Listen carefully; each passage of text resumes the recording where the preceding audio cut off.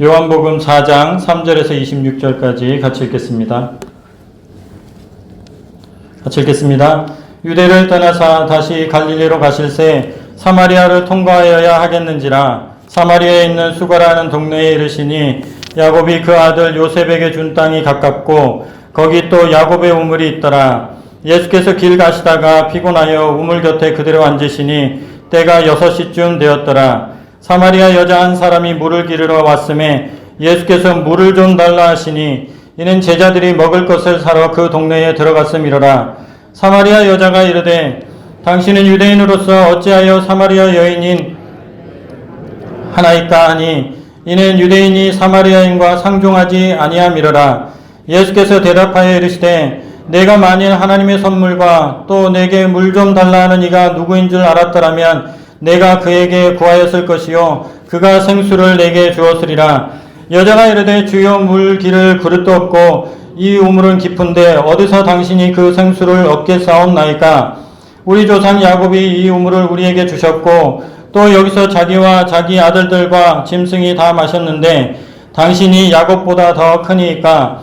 예수께서 대답하여 이르시되 이 물을 마시는 자마다 다시 목마르려니와 내가 주는 물을 마시는 자는 영원히 목마르지 아니하리니 내가 주는 물은 그 속에서 영생하도록 솟아나는 샘물이 되리라. 여자가 이르되 주여 그런 물을 내게 주사 목마르지도 않고 또 여기 물 기르러 오지도 않게 하옵소서. 이르시되 가서 내 남편을 불러오라. 여자가 대답하여 이르되 나는 남편이 없나이다. 예수께서 이르시되 내가 남편이 없다 하는 말이 옳도다. 너에게 남편 5이 있었고 지금 있는 자도 내 남편이 아니니 내 말이 참되도다. 여자가 이르되 주여 내가 보니 선지자로소이다. 이 산에서 예배하였는데 당신들의 말은 예배할 곳이 예루살렘에 있다 하더이다. 예수께서 이르시되 여자여 내 말을 믿으라. 이 산에서도 말고 예루살렘에서도 말고 너희가 아버지께 예배할 때가 이르리라. 너희는 알지 못하는 것을 예배하고 우리는 아는 것을 예배하노니 이는 구원이 유대인에게서 남이라. 아버지께 참되게 예배하는 자들은 영과 진리로 예배할 때가 오나니 곧 이때라. 아버지께서는 자기에게 이렇게 예배하는 자들을 찾으시느니라. 하나님은 영이시니 예배하는 자가 영과 진리로 예배할지니라. 여자가 이르되 메시아 곧 그리스도라 하는 이가 오실 줄을 내가 아노니 그가 오시면 모든 것을 우리에게 알려주시리이다. 예수께서 이르시되 내게 말하는 내가 그라 하시니라. 아멘. 오늘 말씀의 주제는 예배입니다. 예배. 가인이라는 분과 아벨이라는 분이 하나님께 예배를 드렸습니다. 그런데 하나님께서는 아벨의 예배는 받으셨지만 가인이라는 분의 예배는 받지 않으셨습니다. 이 사실에서 우리는 하나님께서 받으시는 예배가 있고 받지 않으시는 예배가 있다는 사실을 알게 됩니다. 이사야 시대에 이스라엘 백성들이 드리는 예배를 하나님께서는 받지 않으셨습니다. 풍성한 재물이 있었습니다. 지금으로 말하면 풍성한 헌금을 가지고 하나님께 나아왔던 것입니다. 그러나 하나님께서는 그들의 예배를 받지 않으셨습니다. 이사야서 1장 11절에서 14절 말씀입니다. 같이 한번 읽어보겠습니다. 여호와께서 말씀하시되 너희의 무수한 재물이 내게 무엇이 유익하뇨? 나는 순양의 번제와 살찐 짐승의 기름에 배불렀고 나는 숫송아지나 어린 양이나 순염소의 피를 기뻐하지 아니하노라. 너희가 내 앞에 보이러 오니 이것을 누가 너희에게 요구하였느냐? 내 마당만 밟을 뿐이니라. 헛된 재물을 다시 가져오지 말라. 분향은 내가 가증히 여기는 바요. 월삭과 안식일과 대회로 모이는 것도 그러하니 성회와 아울러 악을 행하는 것을 내가 견디지 못하겠노라. 내 마음이 너희의 월삭과 정한 절기를 싫어하나니 그것이 내게 무거운 짐이라. 내가 지기에 곤비하였느니라. 아멘. 예수님 시대에도 바리새인들이 드리는 예배를 받지 않으셨습니다. 예수님의 말씀을 들어보십시오. 읽어드리겠습니다. 마태복음 15장 7절에서 9절입니다. 외식하는 자들아, 이사야가 너희에 관하여 잘 예언하였도다. 일러스되 이 백성이 입술로는 나를 공경하되 마음은 내게서 멀도다. 사람의 계명으로 교훈을 삼아 가르치니 나를 헛되이 경배하는도다 하였느니라 하시고. 아멘. 헛되이 경배하는도다. 이와 같이 예배라고 다 예배가 아니라 하나님께서 받으시는 예배와 하나님께서 받지 않으시는 예배가 있다는 것을 성경 말씀을 통하여 우리는 확인합니다. 그래서 오늘은 하나님이 받으시는 예배는 어떤 예배인지 오늘 본문을 중심으로 두 가지를 상고하려고 합니다. 바라기는 성도님들께서 이 말씀을 통해서 하나님께서 받으시는 예배를 늘 드리실 수 있기를 주님의 이름으로 축원합니다. 아멘. 하나님이 받으시는 예배는 어떤 예배인가? 첫 번째, 자신의 죄인됨을 고백하는 사람의 예배입니다. 해볼까요? 자신의 죄인됨을 고백하는 사람의 예배. 자신의 죄인됨을 고백하는 사람의 예배는 하나님께서 받으시는 줄로 믿습니다. 예수님께서 사마리아에 사는 한 여인을 만나셨습니다. 이 여인은 사람들로부터 소외당하는 그런 여인이었습니다. 왜냐하면 이 여인은 성적으로 문란한 여인이었기 때문입니다. 그래서 사람들은 이 여인을 소외시켰고 사람들의 소외 속에서 이 여인도 사람들을 소외시켰습니다. 예수님께서는 이 여인에게 물을 달라는 말을 건네시면서 말을 시작하셨습니다. 그렇게 해서 영생하게 하는 생수에 관하여 말씀하시면서 그 물을 주겠다고 하셨습니다. 이 여인은 말마다 동문서답을 했습니다. 예수님께서는 영생하게 하는 물에 관하여 물어보고 그렇게 얘기하고 계시는데 이 여인은 그런 물이 있으면 나에게도 주어 이 우물가에 오지 않게 해 주십시오. 이런 식으로 동문서답을 하고 있습니다. 15절 말씀을 보시면 여자가 이르되 주여 그런 물을 내게 주사 목마르지도 않고 또 여기 물 기르러 오지도 않게 하옵소서. 예수님께서는 지금 영생의 물을 말씀하고 있는데 이분은 이 세상의 물을 생각하고 있습니다. 우리의 신앙생활이 이러할 때가 있습니다. 주님은 영생에 대해 말씀하시는데 우리는 이생에 관한 것에 대해 말씀하시는 줄 알고 주님의 말씀에 늘 동문서답하는 그러한 경우가 있습니다. 교회에 다니는 목적도 그렇습니다. 교회에 다니는 목적은 영생을 위해서입니다. 누가 뭐래도 예수 믿는 것은 영생을 받기 위해서인 줄로 믿습니다. 그런데 예수 믿는다고 하면서 이 생의 것만을 바라고 있는 탐욕에 가득한 그러한 모습들이 우리에게 있다는 것입니다. 이런 사오정 같은 모습이 이 여인의 모습이요 곧 우리의 모습입니다. 이 여인이 자꾸 엉뚱한 대답을 하니까 주님께서는 이제 단도직입적으로 말씀하십니다. 이 여인의 죄를 들추어내십니다. 16절 말씀 같이 읽어보겠습니다. 시작. 이르시되 가서 내 남편을 불러오라. 아멘. 이 여인은 남편이 5이 있었습니다. 이혼했고 지금 같이 사는 남자도 결혼하지 않고 사는 남자였습니다. 이 여인은 여기에 대한 죄의식이 있었습니다. 그런데 주님께서는 그의 죄를 들추어내신 것입니다. 아무에게도 말하지 않았던 나만의 비밀, 그것을 예수님께서 지금 들추어내십니다. 아무도 모를 거라고 생각하고 있었는데 어떤 사람이 그 사실을 알고 있다는 것을 내가 알게 된다면 어떤 기분이 들까요? 창피해서 얼굴을 못 들 것입니다. 이 여인에게 그런 일이 생겼습니다. 여러분, 성령께서 우리에게 하시는 제일 첫 번째 일이 무엇이겠습니까? 우리의 죄를 깨닫게 하시는 일인 줄 믿습니다.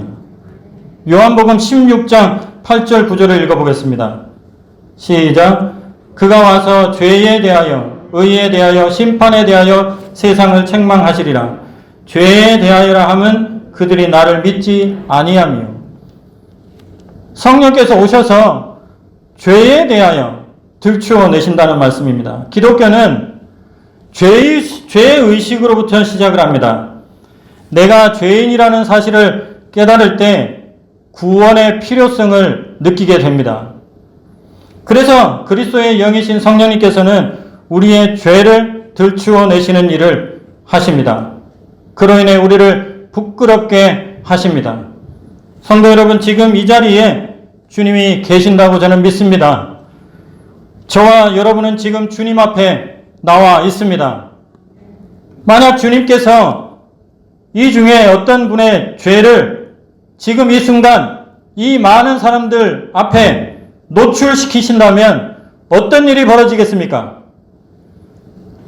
얼마나 부끄럽겠습니까? 우리 중에 죄가 없는 사람이 있을까요? 마음으로 지은 죄, 생각으로 지은 죄, 입술로 지은 죄, 행동으로 지은 죄, 이 모든 죄들이 노출된다면 성령님께서 이 많은 사람들 가운데 그 죄를 낱낱이 노출시키신다면 어떻게 되겠습니까? 1907년 평양에 부흥이 일어났을 때 성령의 역사가 나타났습니다. 그 첫 번째 반응은 방언을 하는 것이 아니었습니다. 그것은 바로 죄의 고백이었다고 합니다. 영상을 한번 보시겠습니다.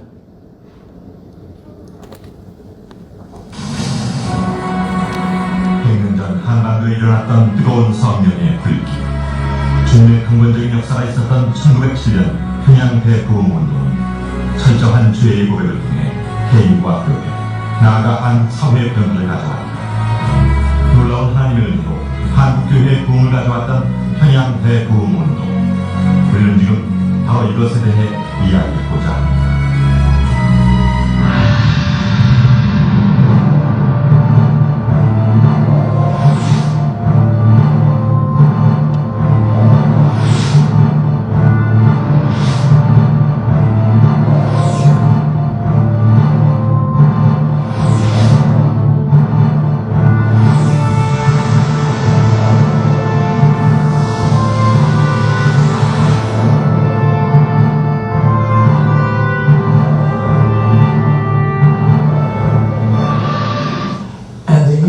Before the revival broke out, there was in the Pyongyang area, maybe it was a little larger, but there were 30,000 new converts in the year before the revival broke out, which is very interesting. But 30,000 baptisms don't always mean 30,000 new Christians.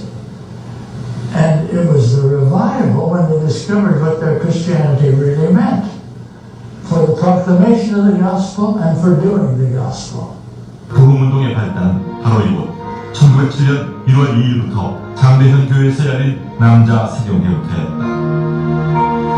연일 열리는 세경회 참석자 중에는 300리를 달려온 사람도 있었고, 어떤 이들은 영하 수십 도를 오르내리는 혹한과 싸우며 거친 산을 넘어온 이들도 있었다. 사경회가 진행되는 동안 자신들이 먹을 쌀을 등에 메고 올 정도로 모든 이들의 마음은 하나님 말씀에 대한 열정과 은혜에 대한 기대로 충만했다. 그중 가장 처음 큰 은혜를 체험했던 길선주 장도. 일어나서 자기의 과거의 죄를 회개하기 시작합니다. 그러니까 장로였었고 또 신학생이었었지만 철저하게 하나님 앞에 회개하는 과정을 겪지 못했어요. 그런데 바로 이 대부흥운동 때 성령의 은사를 받은 후에 자기의 죄를 철저하게 참회하는 그런 일을 모든 교인들이 그때 2,3천 명의 교인들이 모였었는데 그 수천 명의 교인들 앞에서 자기의 죄를 회개하는 그런 일을 하게 되죠. 1907년 1월 14일 길선주가 마룻바닥에 엎드려 자신의 죄를 고백하기 시작했다. 나는 마음이 없은 놈입니다. 친구가 죽어가는 아내의 신체사를 지원해달라고 맡긴 돈을 제 마음대로 감치했습니다. 주여, 저 같은 놈들을 용서해 주실 수 있습니까? 하나님, 제 추악한 죄를 깨끗하게 하여 주옵소서. 길선주 장로의 회개가 있은 후 성도들도 각자 자신의 죄를 하나하나 고백하기 시작했다. 하나님, 성교사님의 돈을 14년이나 훔쳤습니다. 저 용서해 주세요. 놀라운 성령의 강권적인 역사 앞에 모두가 하늘의 실 같은 죄마저도 숨길 수 없었다. 길선주 장로의 회개 기도가 배울바람처럼 온 회중을 휩쓸고 지나갔다. 남자 세경회뿐 아니라 여자 세경회, 신학생들의 집회에서도 죄에 대한 고백이 이어졌다. 전 전쟁통이 남편 들고 모든 걸 빼앗겼습니다. 피난길에 아이가 너무 보채고 울어서 나도 모르게 아이를 나무에 부딪혀 죽게 했습니다. 전 죽어 마땅합니다. 주여! 저녁에 시작한 집회에서 이튿날 새벽 5시까지 모든 이들은 시간의 흐름도 잊은 채 은혜를 사모했다.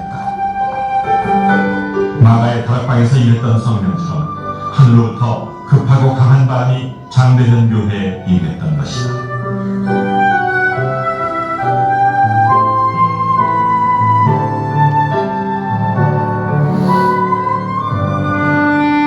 선교사들은 피차 죄를 고백했고 증오가 있었던 이들은 서로에 대한 미움이 청산되기를 바랬다. 장로님, 저는 장로님을 죽이고 싶을 정도로 미워했습니다. 저를 용서해주세요. 이슬아, 내가 너 미안하네. 그래. 내가 전의 마음을 그렇게 몰라줬단 말이야. 미안해.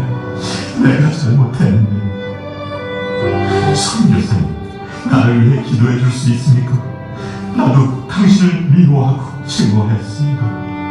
이런 나를 위해 기도해 줄 수 있겠습니까? 주여! 아버지! 회개는 고백과 눈물로만 그치지 않았다. 그 죄악을 청산했던 것이다. 훔쳐간 돈과 물건은 주인에게 돌려주었고 타인에게 준 상처에 대해서는 찾아가 용서를 구했다. 비뚤어지고 왜곡됐던 것이 하나님의 방법대로 그분의 은혜 가운데 모든 것이 제자리를 찾아가게 되었던 것이다. 여러분, 죄가 무엇입니까? 성경적으로 죄란 여러 가지로 정의할 수 있습니다. 그 중에 구약에서 2가지, 신약에서 2가지, 4가지를 소개하고자 합니다. 죄는 구약에서 하타, 관역을 빗나가다는 것입니다. 하나님의 뜻에 어긋난 것, 그것을 한 것이 있다면 죄입니다. 잠언 19장 2절 말씀에 보면 발이 급한 사람은 잘못 가느니라. 잘못 가는 것이 죄입니다. 두 번째, 파샤야는 배신하다는 뜻입니다. 이사야서 1장 2절에 보면 그들이 나를 거역하였도다. 하나님을 배신하는 것이 죄입니다. 신약에 오면 아노미아라는 뜻이 있습니다. 불법입니다. 하나님께서 정해놓으신 법을 어기는 것, 그것이 죄입니다. 요한일서 3장 4절 같이 읽겠습니다. 죄는 불법이라. 신약에 또 나오는 죄는 플라나오라고 합니다. 속이는 것입니다. 디모데후서 3장 13절 말씀입니다. 악한 사람들과 속이는 자들은 더욱 악하여져서 속이기도 하고 속기도 하나니 속이는 것입니다. 그것이 죄입니다. 제가 어릴 적 다녔던 교회는 아주 어릴 적 다녔던 교회는 남대문 근처에 있는 어떤 교회였습니다. 지금은 어느 위치에 있는지도 기억이 나지 않는 그런 교회이지만 제 기억 속에 선명하게 남아있는 그 교회에 대한 기억이 하나 있습니다. 그것은 교회 바닥입니다. 교회에 들어가면 딱딱한 마룻바닥이 펼쳐져 있었습니다. 시커먼 마룻바닥이었는데 교인들은 모두 그 마룻바닥에 무릎을 꿇고 예배를 드렸습니다. 그게 기억이 납니다. 저는 이것을 마룻바닥 영성이라고 부르고 싶습니다. 마룻바닥 영성. 교회에 들어가면 무조건 무릎을 꿇어야 합니다. 이 모습이 주는 상징적인 의미가 깊습니다. 무릎 꿇고 죄인의 모습으로 예배에 참여하는 것입니다. 편안한 의자 영성보다는 무릎 꿇은 마룻바닥 죄인의 영성이 있어야 예배가 예배되는 줄로 믿습니다. 하나님은 자신의 죄인됨을 고백하는 사람의 예배를 받으실 것으로 믿습니다. 다시 본문으로 돌아와 주님은 이 여인의 죄된 모습을 다 알고 계셨습니다. 그리고 그것을 폭로하였습니다. 그랬더니 여인은 주님을 선지자로 고백하면서 자세를 갖추어 맺습니다. 19절 말씀해 보시면 여자가 이르되 주여 내가 보니 선지자로소이다. 그 전에는 이분이 누구인지도 몰랐습니다. 그러나 이제 자기의 죄를 들추시는 이분이 바로, 자기의 모든 것을 아시는 이분이 바로 그리스도 선지자라고 그렇게 알게 되었습니다. 성도 여러분, 예배의 시작은 죄인됨의 인식으로부터 시작됩니다. 교회에 들어와서 예배 드리려고 할 때 죄인됨의 무릎으로 들어오시고 그런 자세로 예배 드리실 수 있기를 바랍니다. 이런 자세를 가진 분들은 예배당에서 예배 드릴 때 절대 다리 꼬고 예배 드리지 않습니다. 어떻게 그럴 수 있습니까? 지금은 의자가 있어서 어쩔 수 없이 의자에 앉지만 마음만큼은 무릎 꿇고 죄인의 모습으로 하나님 앞에 자기의 죄를 토로하며 회개하며 하나님 앞에 나와야 되는 것입니다. 그것이 바로 성령께서 우리에게 하시는 역사이시고 성령으로 말미암아 드리는 예배입니다. 마룻바닥에 죄인의 영성을 회복하실 수 있기를 주님의 이름으로 축원합니다. 아멘. 하나님이 받으시는 예배는 어떤 예배인가? 두 번째, 그리스도 안에 있는 사람의 예배입니다. 그리스도 안에 있는 사람의 예배. 같이 해볼까요? 그리스도 안에 있는 사람의 예배. 요한이 전하는 복음에 있어서 진리는 예수 그리스도이십니다. 세 가지 말씀으로 그것을 증명하고 싶습니다. 요한복음 14장 6절에 보면 예수께서 이르시되 내가 곧 길이요 진리요 생명이니 나로 말미암지 않고는 아버지께로 올 자가 없느니라 그렇게 말씀하셨습니다. 예수께서 진리이십니다. 요한복음 8장 31절 32절 말씀에 보면 그러므로 예수께서 자기를 믿은 유대인들에게 이르시되 너희가 내 말에 거하면 참으로 내 제자가 되고 진리를 알지니 진리가 너희를 자유롭게 하리라. 너희가 내 말에 거하면, 내 안에 거하면, 내 말에 거하면 너희가 진리를 알게 될 것이다. 예수 그리스도가 진리임을 말씀하고 있습니다. 요한복음 16장 13절 같이 한번 읽어보겠습니다. 그러나 진리의 성령이 오시면 그가 너희를 모든 진리 가운데로 인도하시리니 그가 스스로 말하지 않고 오직 들은 것을 말하며 장래일을 너희에게 알리시리라. 진리, 들은 것. 예수 그리스도 그분이 바로 진리임을 요한은 계속해서 이야기하고 있습니다. 성령께서 하시는 일이 무엇입니까? 첫 번째는 죄인의 죄인됨을 드러내십니다. 두 번째는 그 죄인의 고백을 하는 그 사람을 그리스도에게로 인도하십니다. 예수 그리스도가 진리입니다. 그리스도인은 어떤 이론을 따르는 사람이 아니라 예수 그리스도 그분을 따르는 분들입니다. 그분의 말씀을 들으며 그분께서 이루신 십자가를 붙들고 하나님과 교제하는 분들이 바로 그리스도인들입니다. 예수님 앞에서 자신의 죄인됨을 알게 된 이 여인은 자신의 죄인됨을 알게 하신 그리스도께 진지한 음성으로 이제 어떤 예배를 드려야 참다운 예배를 드릴 수 있습니까? 이렇게 묻습니다. 올바른 예배가 무엇입니까? 그제서야 이렇게 묻습니다. 20절 말씀 같이 읽어보겠습니다.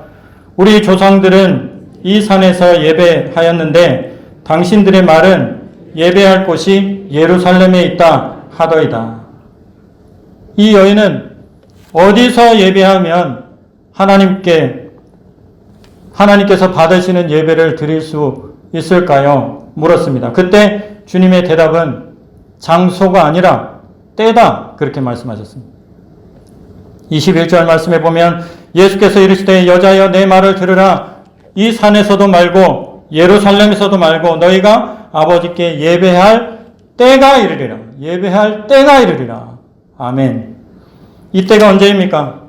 예수 그리스도께서 십자가를 지시고 부활하시고 승천하셔서 저 하늘 보자 하나님 우편에 앉아 계시는 그때, 구속사역을 완성하시는 그때, 그때가 바로 예배할 때인 것입니다. 예수 그리스도에 의해 열리는 새 시대, 복음의 시대가 되면 예수 그리스도의 십자가 복음을 통해서 그리스도 안에 있는 모든 사람들이 하나님께 예배 드릴 수 있을 것이라고 말씀하신 것입니다. 하나님께서는 그리스도 안에 있는 사람의 예배를 받으시는 줄로 믿습니다. 예배의 핵심은 그리스도입니다. 예수 그리스도가 없는 예배는 예배일 수가 없습니다. 이 사실은 구약으로부터 알려진 이야기입니다. 여인의 이야기를 들어보십시오. 25절 말씀입니다. 여자가 이르되 메시아 곧 그리스도라 하는 이가 오실 줄을 내가 아노니 그가 오시면 모든 것을 우리에게 알려주시리이다. 하나님께 나아감에 있어서 우리에게 가장 필요한 것은 그리스도이십니다. 그리스도 그분께서 모든 것을 알려주신다. 그분으로 인하여 우리는 하나님께 나아갈 수 있다고. 구약으로부터 신약 이르기까지 모두 그것을 이야기합니다. 예전에 다니던 교회 예배 순서 중에는 참회의 기도 시간이 있었습니다. 목사님이 대표로 참회의 기도를 하시고 그리고 목사님께서 하나님과 나만이 아는 죄를 생각하며 묵묵히 참회의 기도를 계속합니다. 이렇게 말하면 파이프 오르간이 연주되고 사람들은 묵묵히 조용히 하나님과 나만이 아는 죄를 생각하며 하나님께 기도를 드립니다. 참으로 경건한 시간입니다. 그 시간에는 아무도 입을 벌리지 않습니다. 하나님과 나만이 아는 죄를 입 밖으로 낼 수가 없기 때문입니다. 연주가 끝나고 목사님께서 이렇게 선포를 하십니다. 그런즉 누구든지 그리스도 안에 있으면 새로운 피조물이라 이전 것은 지나갔으니 보라 새 것이 되었노라. 아멘. 그리스도 안에 있으면 새로운 피조물입니다. 이전 것은 지나갔습니다. 새 것입니다. 그것을 매주일 합니다. 매주일 합니다. 그제서야 하나님의 말씀을 들을 자격과 준비가 갖추어진 것입니다. 하나님의 말씀을 아무나 듣는 것이 아닙니다. 하나님의 말씀을 들을 수 있는 사람은 죄 사함을 받는, 예수 그리스도로 인하여 죄 사함을 받는 사람만 하나님의 말씀을 들을 수 있는 줄로 믿습니다.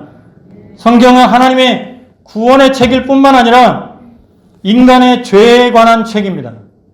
창세기 1장 2장과 요한계시록 21장 22장을 빼고 나머지는 모두 하나님의 구원 사건임과 동시에 인간의 죄악의 모습들을 그려내고 있습니다. 창세기 1장 2장 에덴 동산의 모습, 거기에는 죄가 없습니다. 창세기 21장 22장 새 하늘과 새 땅, 거기에도 죄가 없습니다. 그러나 창세기 3장부터 요한계시록 20장까지는 인간의 죄에 대한 서술들입니다. 죄 용서를 받아야 하나님께 나아가서 예배할 수 있습니다. 그래서 하나님께서 우리에게 예수 그리스도를 보내주셨습니다. 우리에게는 예수 그리스도 없으면 절대로 예배드릴 수가 없습니다. 성도 여러분, 그리스도 안에 계십니까? 그리스도께서 여러분의 생명이십니까? 그리스도께서 여러분의 길이십니까? 그리스도께서 여러분의 모든 것이십니까? 그리스도 외에 아무것도 알지 않기로 작정하십니까? 그리스도 외에 아무것도 갖지 않기로 작정하십니까? 그리스도 안에 있다는 것은 결코 쉬운 일이 아닙니다. 그러나 그리스도 안에 있지 않는 예배는 하나님께서 받지 않으신다는 것을 우리가 명심하고 하나님께 참다운 예배, 그리스도 안에서의 예배를 드리실 수 있기를 주님의 이름으로 축원합니다. 말씀 읽겠습니다. 하나님께 예배하는 자는 영과 진리로 예배해야 합니다. 영으로 예배한다는 말씀은 성령 안에서 자신의 죄인됨을 깨닫고 회개하며 예배드린다는 것을 의미합니다. 무릎 꿇은 죄인의 영성을 기억하시기를 바랍니다. 두 번째, 진리로 예배한다는 것은 예수 그리스도 안에서 예배 드린다는 말씀입니다. 예수 그리스도께 모든 것을 드리고 예수 그리스도 안에서 모든 것을 만족하고 이제 예수 그리스도 외에 다른 것은 필요 없다는 마음으로 예수 그리스도의 십자가를 의지하고 하나님께 드리는 예배, 새로운 피조물로서의 예배, 그 예배가 하나님께 드려진다는 말씀입니다. 성도 여러분, 영과 진리로 하나님께서 받으실 만한 예배를 매일매일 늘 드리실 수 있기를 주님의 이름으로 축원드립니다. 아멘. 살아계신 하나님 아버지 감사합니다. 선지서들을 읽으면서 얼마나 하나님을 노엽게 하는 예배들이 많았는지를 묵상하게 됩니다. 하나님 아버지, 죄를 하나님 앞에 내어놓지도 않은 상태에서 반목하며 시기 질투 다툼하며 함께 모여서 하나님을 예배한다고 모여있는 우리의 모습을 하나님 아버지 용서하여 주시고 죄를 고백하고 성령께서 주시는 그 죄 고발에 대하여 용서해달라고 그렇게 흐느끼며 하나님 앞에 죄 용서를 구한 후에 하나님 앞에 예배드릴 수 있는 저희들이 될 수 있도록 인도하여 주시고 하나님 아버지, 그리스도 외에 다른 것으로는 나의 어떤 것도 채울 수 없다는 그리스도 안에서의 신앙을 가지고 하나님 앞에 예배드릴 수 있도록 우리들에게 은혜를 베풀어 주시기를 원합니다. 하나님 아버지, 참된 예배로 하나님께 예배드리고 하나님과 동행하는 삶을 멋지게 살아가는 우리 성도님들 될 수 있도록 은혜의 은혜를 베풀어 주옵소서. 이 모든 말씀 예수님의 이름으로 기도 올립니다. 아멘.